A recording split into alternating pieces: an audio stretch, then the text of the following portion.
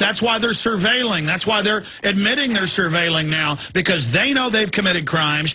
They know they're run by crooks, and they are scared. Yes, but what we have to do is understand our power to change this.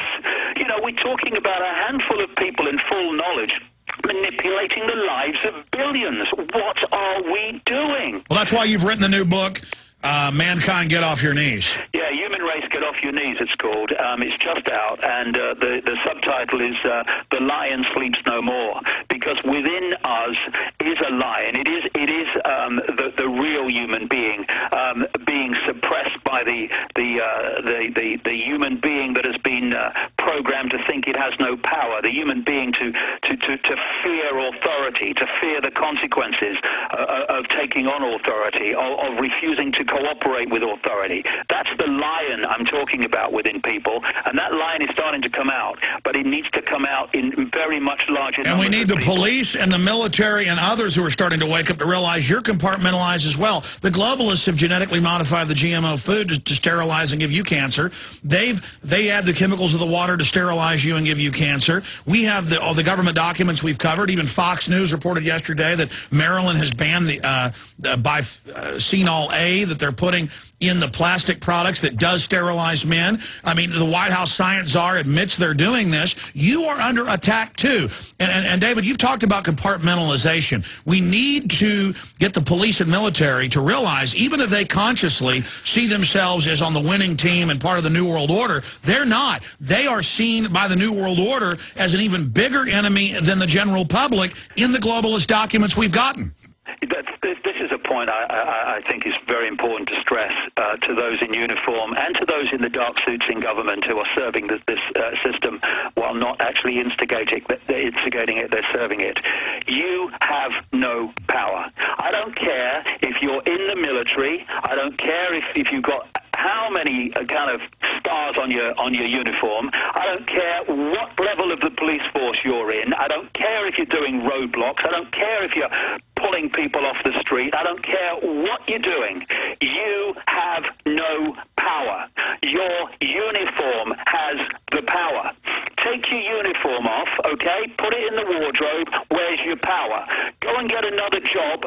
Without that uniform, where's your power? You have no power. You are employed to animate that uniform, which is an extension of the state, and that's all you are, and therefore you are expendable. While you give your soul away, while you give your mind away, while you give your morals and decency away, advancing this fascist dictatorship, you will be okay with the fascists that you're serving. But your children and your grandchildren have to live in the world you are creating.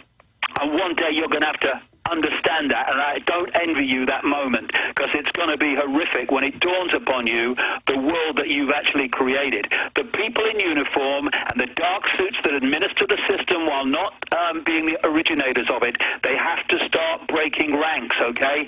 Get some backbone, open your mind, look at what's going on, and get some frickin' backbone before you administer and impose and enforce a world that will be grotesque for your children and grandchildren. In fact, not even that, for yourself. Eventually. Yeah, you're not going to have to wait now for your kids to be destroyed. No, you're not. Absolutely. And David, very well said there. I want to try to keep you 5 minutes into the next hour before Sheriff Richard Mack, so we have as much time as possible to go over issues. But I really do see the denial lifting. People, a lot of them don't have, even a partial view of what's going on, but they know something's wrong, and that's why I challenge people to don't expect you're going to save the world by yourself or overnight. Hollywood pushes that image of Arnold Schwarzenegger or John Wayne saving everybody, and people always look to me, they look to you, others, Ron Paul, you've got to save us. No, it's that act of defiance, that act of awakening, that act of courage. Resistance is victory, and it's understanding the enemy, and it's everybody speaking out. One little cricket isn't very loud. But you get a field of those, it is a deafening roar. And we're a lot bigger and more powerful than a cricket. And we've all just got to do little things every day and realize what's going on. And this system will come to a halt. And they know that. And they are desperate to throw us into a crisis, to make themselves matter, to make us beach ourselves on their government, on their corporate structure. And so many people within their system are starting to defect. So many people that have become powerful off their system call me, contact me, talk to me off record, and they say, I wish I would have known this. So many people that even work for the system are compartmentalized, and now through my broadcast, your work, and others, they can finally see the larger paradigm around them from the cog that they filled.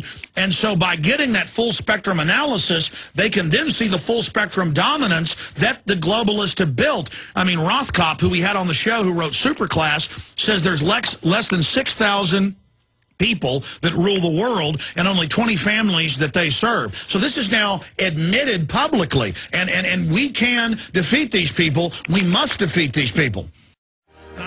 During the break, I said, what do you think is most important to finish off with? And he said, Albert Pike's letter. And I've read his book, Morals and Dogma. Of course, this letter is reported to be at the British Naval Museum. He was a Confederate general, the founder of the Klan, a British agent trying to break up the U.S. with the Civil War. And all of that's been confirmed. But this letter is just amazing, the way it predicted everything they've done. So go over some of that letter, the 3 phases in the last 5 minutes, David. Go ahead. Well, Albert Pike, who, of course, was a massive Freemason, an absolute Freemasonic god. And, of course, his statue is in Washington, D.C., right next to Washington, D.C. police headquarters, which is quite appropriate, I would say. We're dealing with Freemasonry. And it's alleged that he wrote this letter to a guy called Mazzini, a very infamous Illuminati operative. And he predicted in this letter 3 world wars that were coming. It was alleged to have been sent or written in 1871. And the First World War, he talks about the overthrow of the Tsars in Russia and making the country a fortress of atheist communism, etc. He talks about bringing the British and Germanic empires into the war. The Second World War must be fomented by taking advantage of the differences between the fascists and the political Zionists, and talks about things that happened then. But the point that it leads to is the Third World War, which really, I mean, I've been saying for years that's the plan, which it is. And the description in the letter of the Third World War is absolutely describing the period we're going through now. He says this: the Third World War must be fomented by taking advantage of the differences caused by the agentur of the Illuminati between the political Zionists and the leaders of the Islamic world. The war must be conducted in such a way that Islam, the Muslim Arabic world, and political Zionism, the State of Israel, mutually destroy each other. Meanwhile, the other nations, once more divided on this issue, will be constrained to fight to the point of complete physical, moral, spiritual, and economic exhaustion. We shall unleash the nihilists and atheists. We shall provoke a formidable social cataclysm, which in all its horror will show clearly to the nations the effect of absolute atheism, origin of savagery, and of the most bloody turmoil. Then everywhere the citizens, obliged to defend themselves against the world minority of revolutionaries, will exterminate those destroyers of civilization, and the multitude, disillusioned with Christianity, whose deistic spirits will from that moment be without compass or direction, anxious for an ideal but without knowing where to render its adoration, will receive the true light through the universal manifestation of the pure doctrine of Lucifer, brought finally out into the public view.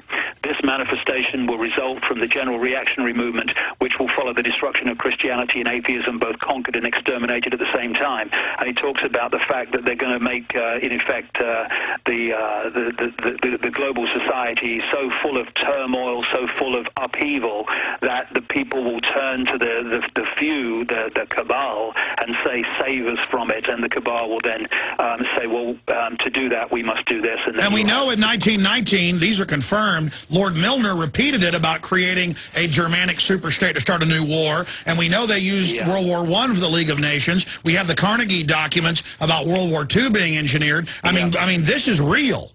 Yeah, I mean, Milner was the head of a secret society in London called the Round Table, which spawned the Trilateral Commission and the Council on Foreign Relations, the Royal Institute of International Affairs. It spawned, of course, the Club of Rome, the Bilderberg Group eventually. And David, we're almost out of time. Do you agree? House of Rothschild is at the absolute center of this in the human world, if you like. And David, we're almost out of time. You've agreed to come back on sooner rather than later. I'd like to get you on the next month because a quickening is happening. But do you agree briefly, we are on the cusp of what could be World War III? They are pushing us in that direction. Oh, exactly. That's always been the plan. 3 world wars to change the world to a global fascist dictatorship. We do not have to play their game. It's time to say no. No more. David, amazing. I look forward to speaking to you in the near future. Let me say bye to you during this break. Sheriff Richard Mack with solutions on taking back our county. Straight ahead. Stay with us.